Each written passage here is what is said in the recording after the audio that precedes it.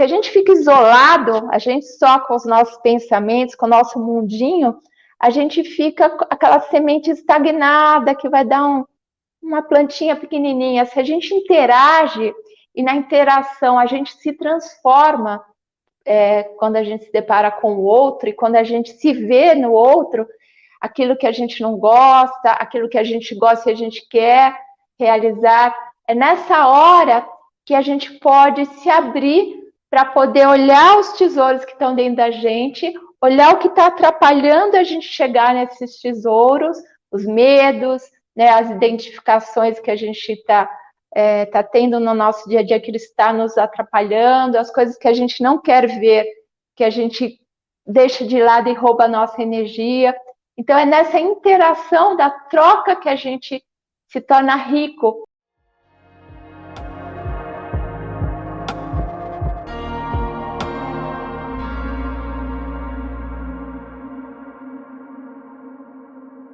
Oi, pessoal, boa noite. Esta live da Jornada do Tarô. Hoje a gente vai falar da Imperatriz. A gente trouxe na primeira live o que é o tarô, depois a gente trouxe um pouco sobre a mitologia, o contexto do tarô mitológico. Aí a gente começou a ver os arcanos, primeiramente o louco, o mago, a sacerdotisa, e hoje a gente vai entrar na Imperatriz. E eu vou fazer a primeira pergunta. Quando eu falo a palavra imperatriz, o que vem para vocês essa palavra? O que soa? Quero que vocês coloquem aí. Poder. Muito bom. Poder. O que mais? Encanto na arte de imperar. Sabedoria. Dona de si. Olha, vocês estão trazendo vários aspectos aí, né? Como a gente disse nas outras lives, o símbolo ele é muito rico em possibilidades. Então, olha lá, poder, encanto na arte de imperar, sabedoria, pessoa segura para decisões, né, que tem a ver com dona de si. Muito bom.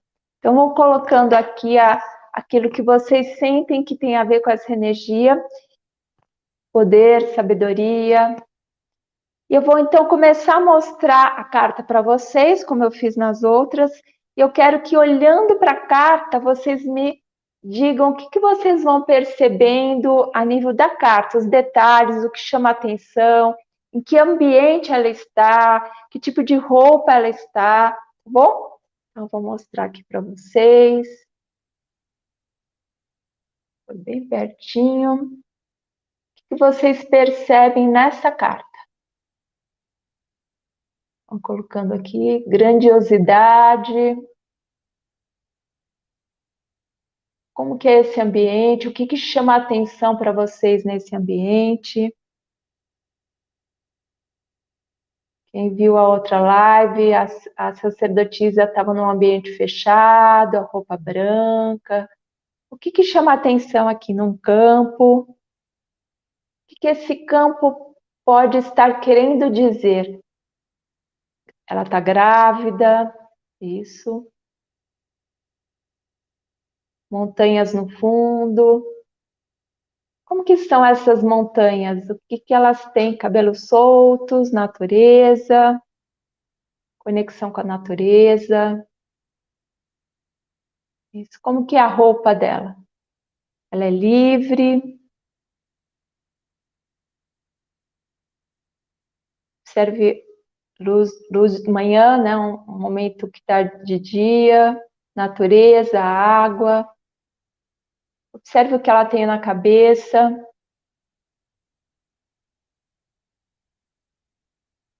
Castelo na cabeça. Muito bom. Então, olhando para essa carta, né, como vocês falaram, natureza, água, luz, manhã. Para quem está entrando agora, eu estou mostrando a carta e estou pedindo o que vocês associam à carta. As montanhas são baixas e não simétricas. A roupa dela, o que vocês observam na roupa, nas cores da roupa? Roupa esvoaçante, florida. Isso, muito bom. Então, eu estou mostrando essa carta e vou mostrar novamente a sacerdotisa, que é a carta que a gente trabalhou a semana passada, tá? Para vocês verem a diferença. Daqui a pouco eu vou falar melhor da diferença entre as cartas, tá? Só para vocês irem se lembrando. Ok. Cascata, rio, gravidez, fertilidade, alegria, olha quanta coisa. Então, para vocês verem, quando a gente olha para um símbolo, o quão rico esse símbolo é. E cada vez que vocês observam novamente a carta, vocês vão percebendo mais detalhes, isso vai trazendo sentimentos e sensações para vocês. Que tipo de sentimentos e sensações essa carta traz para vocês? O que vocês sentem quando vocês olham para essa carta? Pode ser sentimentos, pode ser sensações físicas, o que vem, o que ela traz para vocês? Vida? O que mais? Alegria?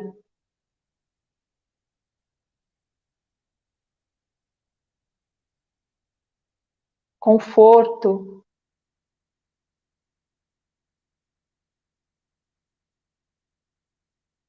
Isso.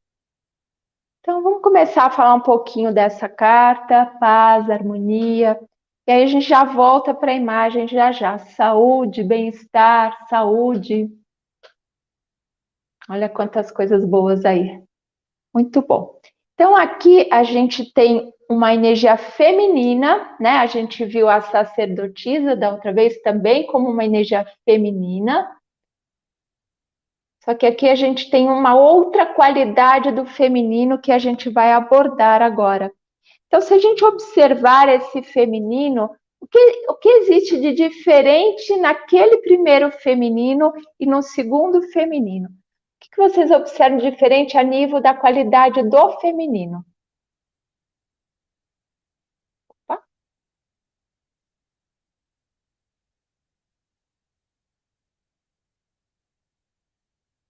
Aqui a sacerdotisa, que a gente viu da outra vez. Doçura, feminilidade.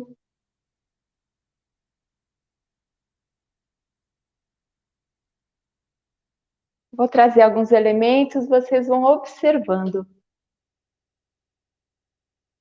Então, aqui, a sacerdotisa, a gente viu que existia uma energia que estava entrando para o fundo da terra, porque a Perséfone foi raptada, e a própria roupa dela representava essa condição de água que estava escorrendo, que estava indo para o fundo, né? As flores caindo, que vai lá para dentro, que entra, ela está descendo as escadas.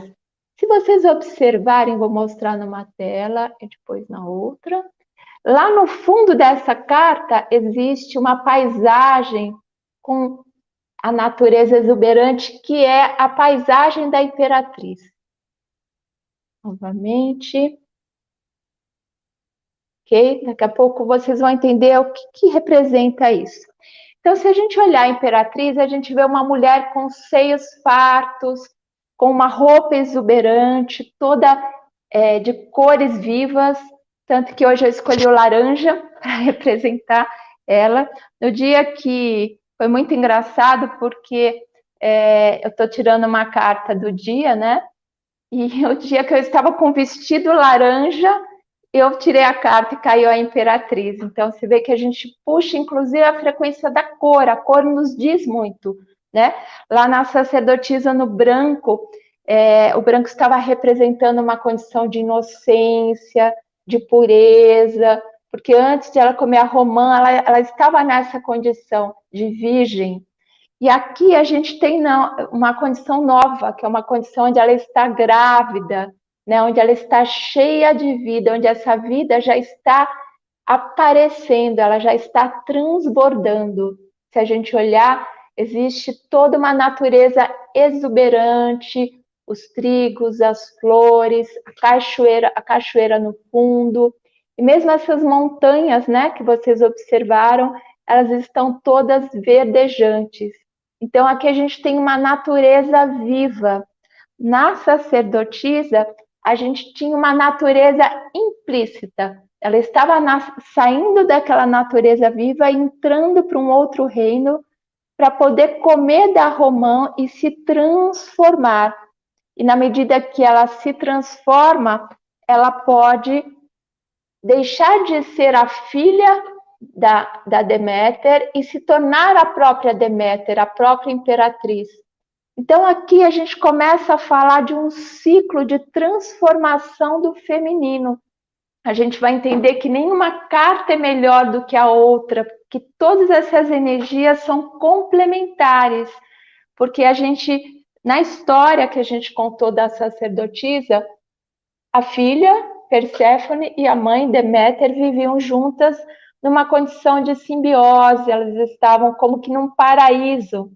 Só que num determinado momento, a gente sabe que a Perséfone foi raptada por Plutão, que é a carta número 13 do tarô, a morte, né? E ela exatamente é raptada para as profundezas. E quando ela é raptada para as profundezas, ela recebe o convite da transformação, como a gente falou, a semente se transformando, morrendo, para poder nascer enquanto vida, enquanto planta, enquanto flor. Então a gente vê que aqui a gente tem um ciclo da própria natureza.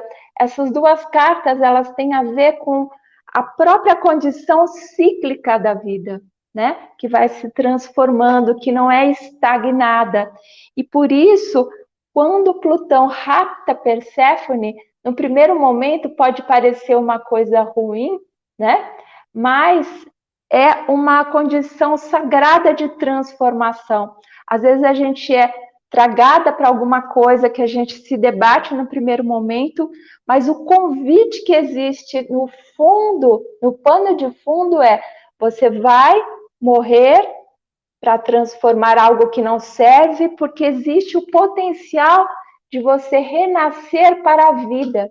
E olha que bonito, na medida que ela nasce, toda a fertilidade que ela traz. Então, aqui a gente tem Deméter, também chamada Demetra, né? Do grego, deusa mãe. Então, a gente tem uma grande mãe aqui. Então, a gente falou na sacerdotisa do arquétipo da filha, que precisa se desvincular da mãe para poder se transformar, amadurecer e sair novamente e se empoderar como imperatriz. Então, para a gente chegar nessa condição positiva dessa grande mãe, que é uma mãe de fertilidade, de abundância, de generosidade, porque a natureza ela é muito generosa. Olha quantas coisas maravilhosas a gente tem aqui, né? As flores, o trigo, a natureza verdejante atrás, a cachoeira, todo vestido florido, né? Esse reinado que ela tem em cima, como se fosse ela tem um castelo em cima. E olha a diferença da coroa da filha, que são setas que estão indicando para cima, mas é uma coroa ainda mais suave, mais precária, como a própria semente que ainda está numa condição bem pequena, né? E aí depois, na medida que ela se transforma, ela fica exuberante. A imperatriz está voltada ao meio externo, à produtividade, criação, doação, fertilidade, isso mesmo. A gente entra para dentro para transformar na sacerdotisa, na intuição, na reflexão interna, para poder transformar, desabrochar na imperatriz, né? Toda essa abundância, toda essa vida que representa a grande mãe natureza. Então aqui a gente está chamando esse arquétipo da grande mãe. E quem é ela? Ela é filha de Cronos, que é o deus do tempo, e Reia. Reia, ela é filha, né, de Urano e Gaia. Urano é o pai celestial e Gaia é a mãe terra, né? Então ela é filha do céu e da terra. Então olha que energia forte que gera a Deméter, né? E é dessa união de Cronos, que é o tempo, e Reia, nascem vários filhos que são personagens que vão aparecer também no tarô. Então essa união tem 6 filhos: Hestia, Hades, que é a própria energia do Plutão, que a gente viu agora, Deméter, Poseidon, que aparece como Netuno no tarô, no mito de Ouros, era que a mulher de Zeus e o Zeus, que é o imperador, que vai aparecer também no mito de Paus.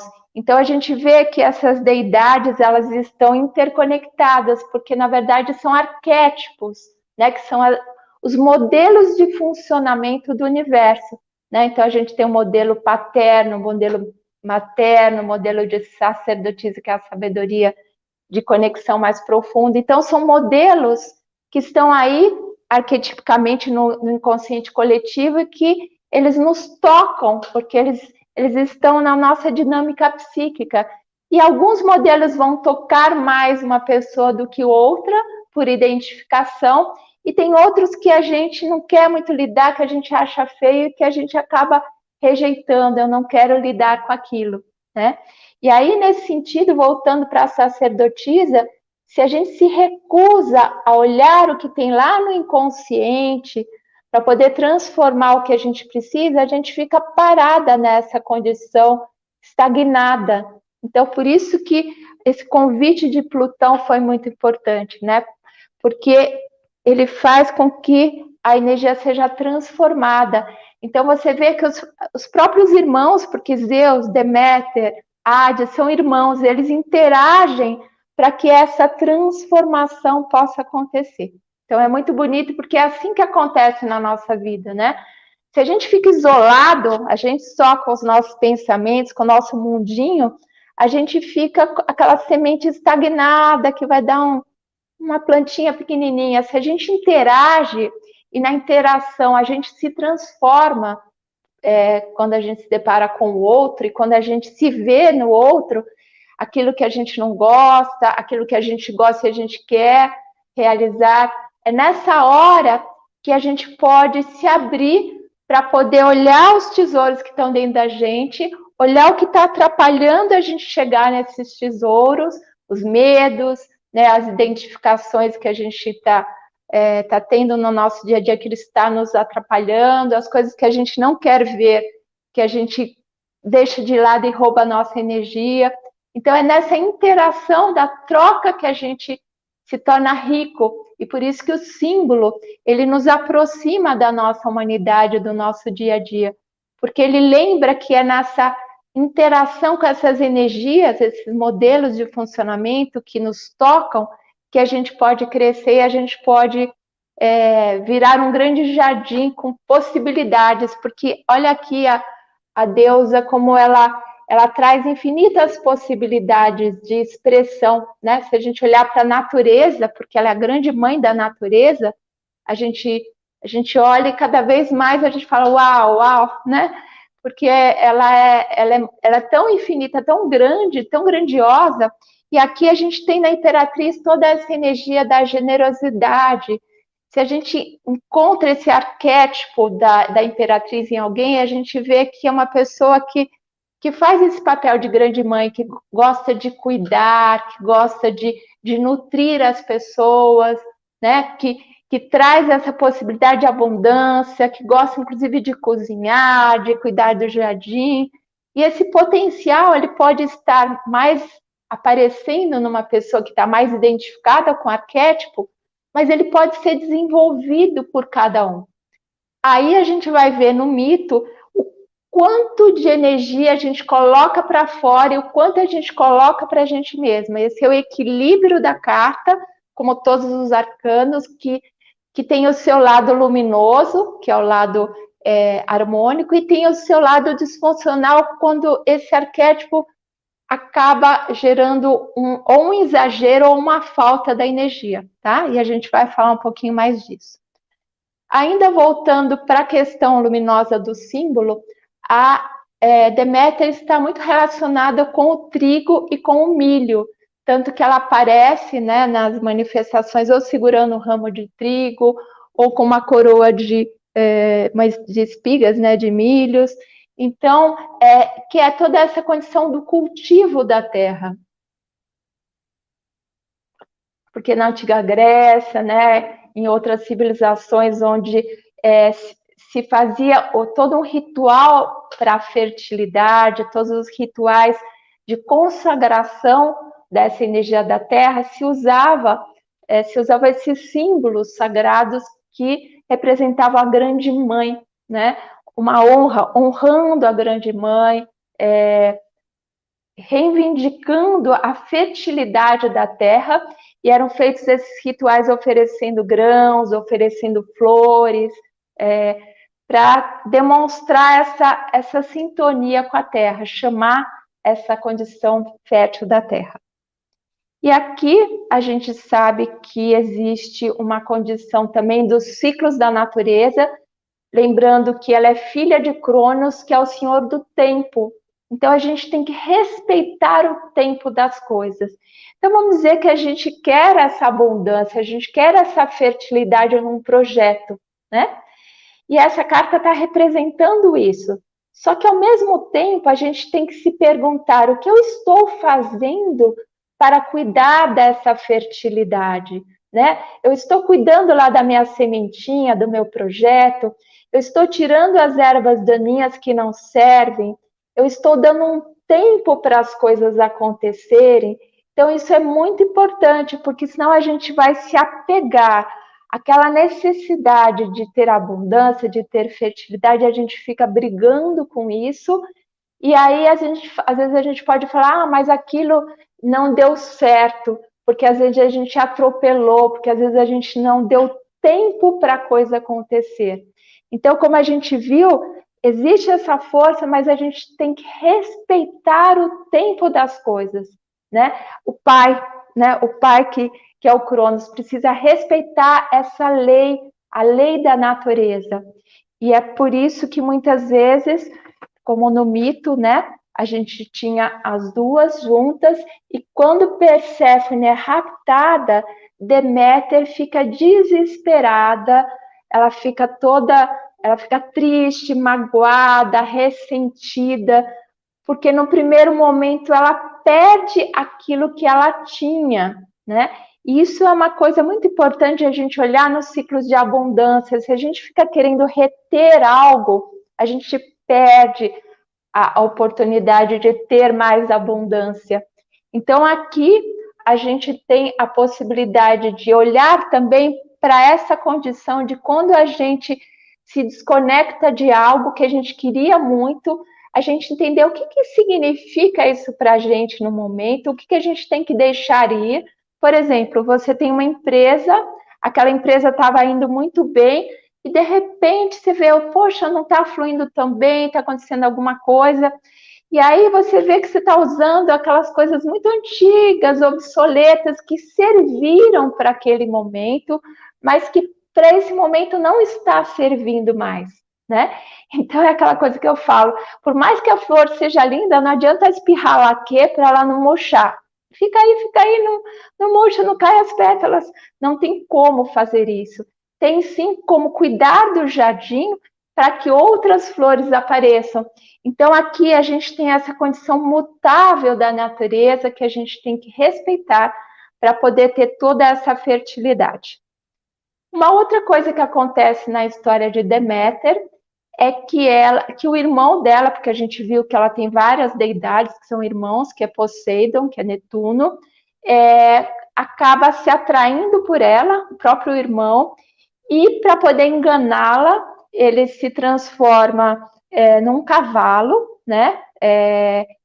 Na verdade, primeiro ela fugindo dele se transforma numa égua, e aí ele se transforma num cavalo, e no fundo ele consegue capturar ela e eles acabam tendo dois filhos, que é Arion e Despina.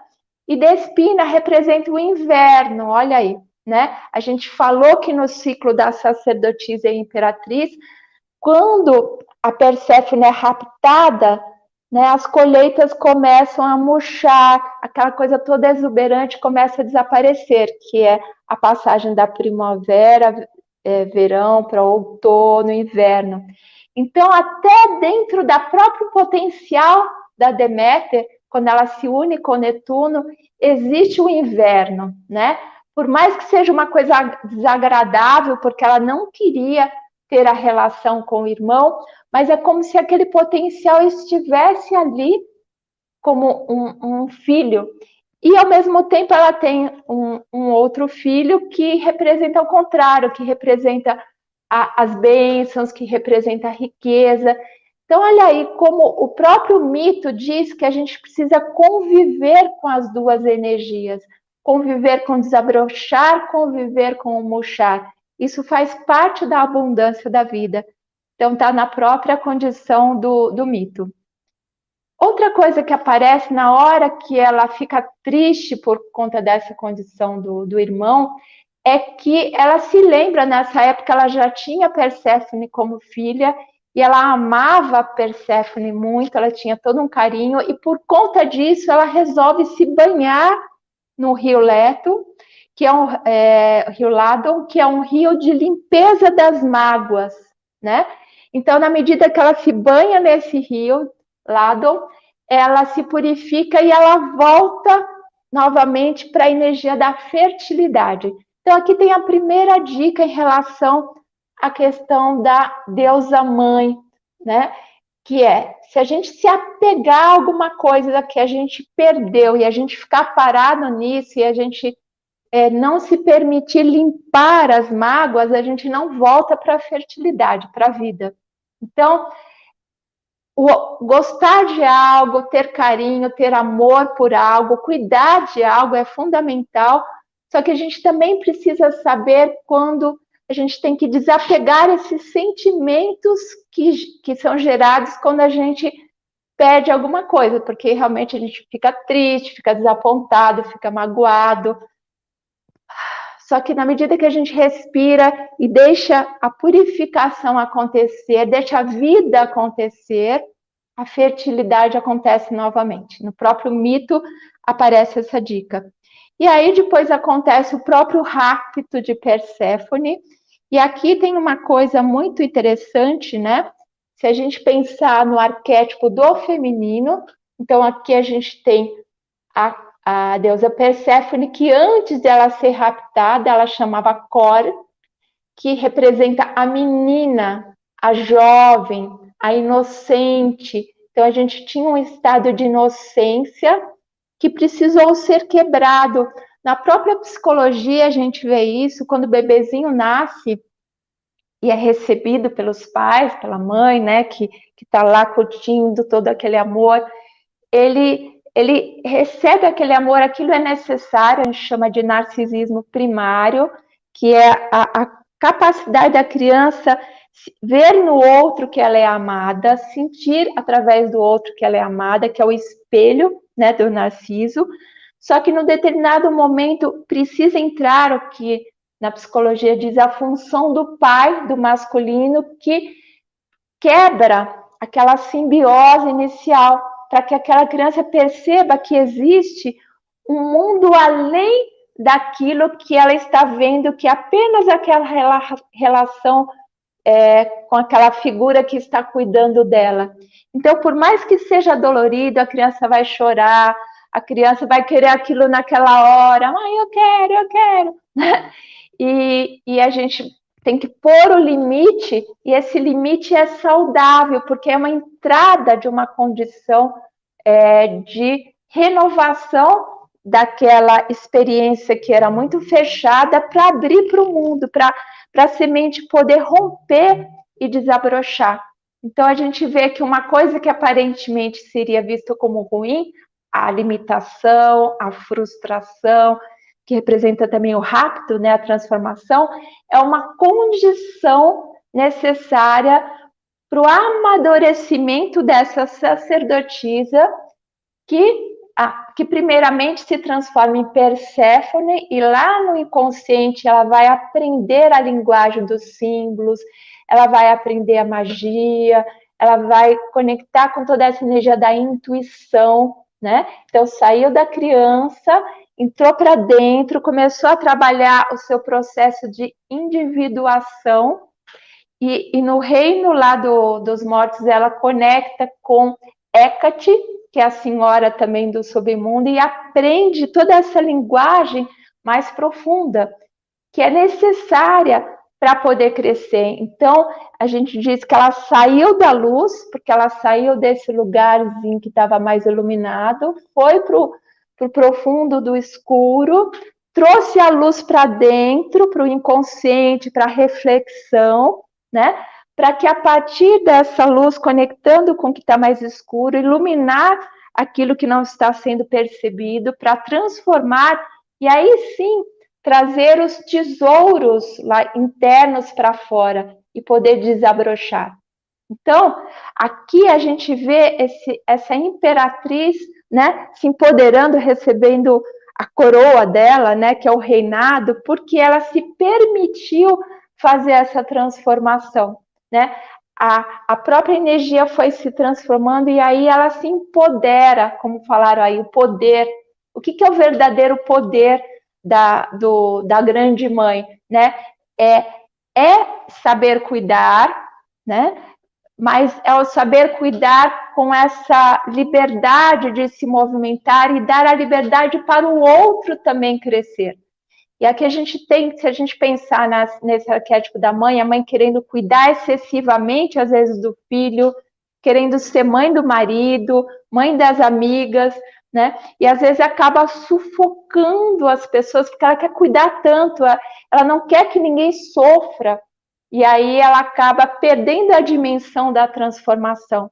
Então, muitas vezes, né, pessoas que têm todo esse potencial muito lindo de cuidar da família e não tem nada de errado, que hoje na nossa sociedade, se a mulher não trabalha fora, o marido pode sustentar a casa. Isso é visto muitas vezes como, nossa, essa mulher, ela não está moderna, mas às vezes é um papel dela que faz parte do desenvolvimento dela. Só que num determinado momento ela vai ter que também incorporando outras possibilidades para não ficar apegada a esses filhos, a esse marido, né? Aquele cuidado da família, porque senão a vida vai se transformando e aí depois às vezes ela pode entrar numa depressão, ou mesmo às vezes os filhos nem conseguem sair de casa ou nem conseguem ter uma relação satisfatória com alguém porque ficam com medo também de sair desse grande colo. Então, você viu que a gente tem todo um arquétipo tão luminoso, tão fértil, tão abundante, só que a gente tem que saber a proporção dessa energia.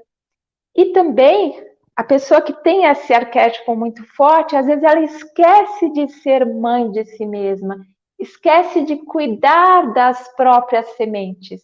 Então, esse equilíbrio do eu vou cuidar do que está fora e eu também vou cuidar do que está dentro, que é quando a imperatriz faz o ciclo novamente de mergulhar para dentro e buscar a renovação interna. Hoje eu estava atendendo uma pessoa, né, que fez todo um processo muito lindo, profissional e desenvolvimento, né, a família já cresceu e foi evoluindo numa série de coisas, e ela estava buscando qual é o significado a partir de agora para a vida dela, porque é isso, a vida vai trazendo, né, toda uma revelação de ciclos mesmo. Quando a mulher entra na menopausa, por exemplo, né, ela vai ter outro nível de riqueza, talvez que ela não tivesse lá, que era aquela coisa mais exuberante do corpo, né, daquela coisa toda assim, enxutinha, toda forte, só que por mais que ela tenha as rugas aparecendo, o cabelo branco, né, o corpo tem que ser mais prestando atenção para cuidar melhor, mas tem toda uma sabedoria que ela foi adquirindo, e isso é muito importante de ser resgatado nessa grande mãe, para que ela perceba que tem outros potenciais, ela pode continuar cuidando, só que esse cuidado ele pode ser ampliado e não ficar simplesmente lá numa condição de cuidado com a família, né? Já que esse arquétipo, ele é um arquétipo muito de família, de civilização, dessa condição aí, desse cuidado muito restrito, né? E hoje também, como as mulheres foram muito para o mercado de trabalho, né? Às vezes essa mulher ela fica meio perdida, porque a mulher que já entra para o mercado de trabalho inicialmente tem um traquejo melhor, às vezes ela para um pouquinho para cuidar dos filhos e volta, mas essa mulher que às vezes já entrou nesse papel, depois, às vezes, ela precisa de uma ajuda, primeiro, para valorizar toda essa coisa boa que ela fez, né? E poder saber que ela pode continuar fazendo coisas boas, às vezes, ajudando uma instituição, né? Eu, às vezes, cuidei uma vez de uma senhora que estava no quadro de depressão muito forte, e ela era muito ativa, e no determinado momento a família achou que ela não precisava mais trabalhar, né? Ah, não, tá bom, não precisa mais trabalhar. E ela entrou em depressão, porque ela perdeu aquele sentido, onde que eu vou pôr minha energia?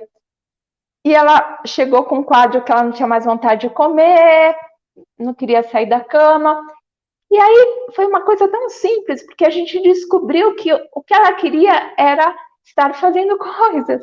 E aí a gente começou a pensar em outras possibilidades. Ela gostava de fazer quebana, gostava de fazer ginástica numa determinada condição, e ela movimentou a energia de novo, né? E os filhos falaram, mas o que aconteceu com ela? Né? Como que ela voltou tão rápido? Porque voltou à vida, né? Então aqui, essa carta, ela mostra assim, onde tem vida, onde que tem esse potencial de vida que eu posso explorar, que eu posso trazer, mesmo que aparentemente existe uma limitação, né? A gente vê assim depoimentos de pessoas que passaram por acidentes, que ficaram com limitações físicas e conseguiram ver todo um potencial que elas tinham ainda, que elas têm dentro delas para ajudar as pessoas, para se autorrealizar, né? Então, a Imperatriz nos convida a ver a beleza, a abundância que existe, às vezes numa situação onde, ao invés de a gente ficar na mágoa, na tristeza, eu não tenho mais isso, eu perdi o namorado, eu perdi o trabalho, opa, às vezes tem outras sementes, né, que estão aí, né, tem gente que se refaz todo o percurso de trabalho, faz uma faculdade depois de uma certa idade e redescobre esse potencial de vida, que isso é importante. E a gente está numa fase, né, que as pessoas tiveram que ficar muito nessa sacerdotisa, reclusa, e como olhar, né, e reconhecer onde tem essa vida, porque a vida ela está aí, ela está até numa pequena flor. Hoje eu atendi uma pessoa que me contou que está lendo um livro, até me interessei por ele, né? Que fala de logoterapia, que é uma pessoa que esteve no campo de concentração e ele desenvolveu toda uma teoria, né? Uma teoria não, um arcabouço aí de conhecimento e de trabalho, porque ele disse que a condição era tão estéril, né? Física, de alimento e tudo mais, mas, de repente, as pessoas se reuniam no fim da tarde para olhar aquele pôr do sol, daquela frestinha, e aquele pôr do sol lindo que tinha no meio de toda essa condição, né, mais escura.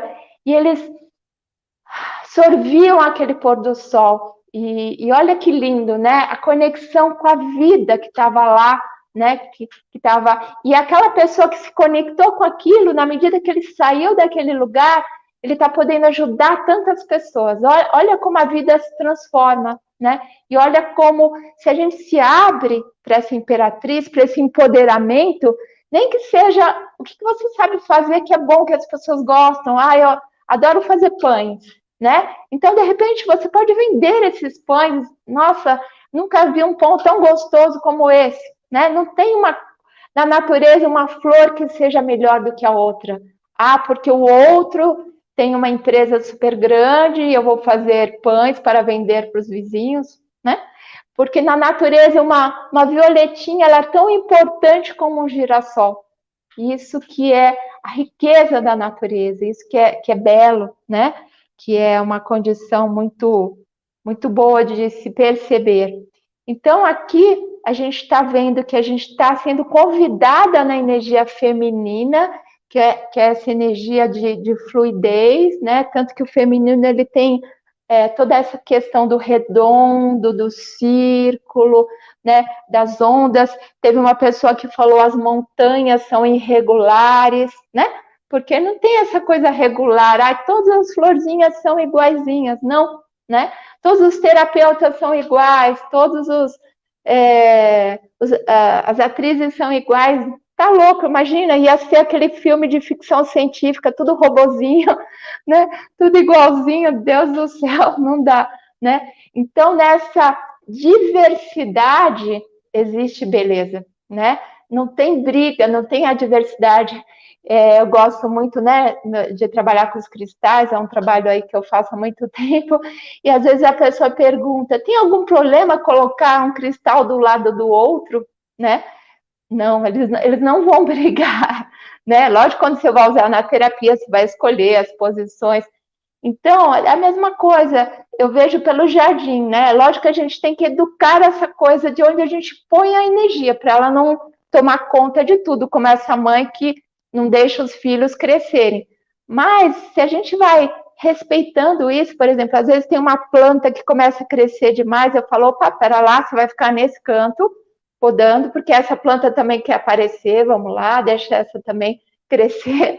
E aí você vai conversando com o jardim, e hoje eu vejo meu jardim aqui, nossa, tá tudo exuberante, não tem uma que está escondidinha, porque é isso, você vai distribuindo esse cuidado, né, nas diferentes partes, né, você vai olhando o que está exagerado, você tira, tem que desapegar, opa, deixa aí, né, às vezes aquelas roupas velhas que tem lá há muito tempo, né, que, opa, eu posso soltar, né, e esse soltar faz a gente poder entrar nessa condição luminosa, onde a gente sai do exagero, né, onde a gente para de se identificar com algo que a gente fica aprisionando e abre para essa questão do fluxo. E tem uma coisa interessante na história de Deméter, porque quando acontece que ela perde a filha, né, e ela vai perambular, primeiro ela sai do Olimpo, daquela condição lá sagrada dela, e ela se veste como uma velha, bem assim, com andrajos, bem pobre, né? Que é aquela condição que a pessoa fica assim, esfacelada, sem vontade nem de sair da cama, vamos dizer assim, né? E aí ela começa a procurar as filhas, ela encontra as filhas de um rei, e ela diz para as filhas do rei que ela está procurando um lugar que ela quer ser babá de uma criança. E aquela rainha tinha uma criança que precisava de uma babá, então ela vai cuidar daquela criança, né? Então, lá de onde ela distribui aquela energia de amor para uma outra criança, só que ela vai se gostando tanto daquela criança, se apaixonando tanto pelaquela criança, que ela resolve tornar aquela criança imortal. E ela todo dia ela coloca aquela criança no fogo para purificar o que tem de mortal na criança, até que a rainha descobre e fala, ué, o que você está fazendo aí? Né? E aí aquela condição deixa de acontecer, aquela criança não se torna imortal, né? Então, olha aí, às vezes a gente, aquela coisa da flor que a gente quer manter sempre viva e não pode morrer, né? E só que isso não dá para acontecer, não dá para manter aquela condição intacta, né? Então, no próprio mito isso não acontece, mas aí a Deméter, ela reverencia toda aquela condição sagrada da criança, né? E aí o mito continua. Então, é muito importante, pensando aqui, né, que a gente está numa época de transformação, que representa todo esse desafio, né, que nos fez ir para dentro, para a sacerdotisa, ainda está nos convidando para ir para dentro, mas, ao mesmo tempo, a gente tem que olhar o que tem nesse dentro que já pode se manifestar fora. Por exemplo, né, hoje essa pessoa que atendi, ela falou assim, porque eu li esse livro, comecei a notar umas coisas muito bacanas, da capacidade de a gente olhar o belo nas coisas, né, e eu ia falar sobre isso, e aí eu falei, ela falou, eu posso compartilhar com você, né, e olha que bacana, ela vai compartilhar comigo e eu vou compartilhar com vocês. Então, também, às vezes, a gente tem algo que a gente leu que foi muito bacana, é uma palavra amiga que a gente pode compartilhar, e isso é abundância, isso é riqueza, né? Então, é aquela coisa, não guarda aquilo dentro de você, compartilha. Se você descobriu uma coisa boa, se você viu uma notícia boa, né? Porque as pessoas adoram compartilhar as notícias que são ruins, né? Não que a gente não precise saber das coisas em geral, mas nossa, tem uma chuva de compartilhamentos negativos. Se você viu uma coisa bonita, uma imagem, né, uma borboleta, eu adoro mostrar as borboletas, compartilhe, porque às vezes aquilo naquele momento faz a grande transformação. Eu li um livro uma vez, que era um livro de prosperidade, né, que a pessoa não sabia o que fazia da vida dela, não, porque a vida está sem sentido, e ela estava assim, a ponto de se matar. E aí, uma criança cujo pai estava fazendo assim uma distribuição de flores para várias pessoas, tinha sobrado uma florzinha lá. Ela falou: eu queria dar essa florzinha lá para uma fulana. Não, mas agora já está tarde. Não, mas eu quero, vou levar essa florzinha. E essa pessoa que estava deprimida estava a ponto de cometer um suicídio. E quando essa criança bateu na porta para oferecer uma flor, foi a grande diferença. Interrompeu, né, essa condição negativa, e ela mudou a visão dela e transformou a vida dela por conta de uma flor que aquela criança trouxe naquele momento, né? Então, se você tem uma coisa para compartilhar nessa energia da abundância da imperatriz, não guarda aquilo, não guarda aquela flor lá na gaveta, porque aquelas pétalas vão murchar e ninguém vai ver, né? Se tem uma boa ideia, se você tem uma boa receita, né? Põe aquilo para manifestar, né? Traz aquilo para o mundo, porque aí você vai não só fazer florir o seu jardim, mas você vai distribuir essas sementes, como a natureza faz, para outros jardins. E nada como compartilhar o amor, a alegria, né? Essa irmandade que a gente tanto precisa nesse momento. Vocês estão no meu coração. Um beijo grande para vocês, que vocês tenham uma semana aí muito luminosa.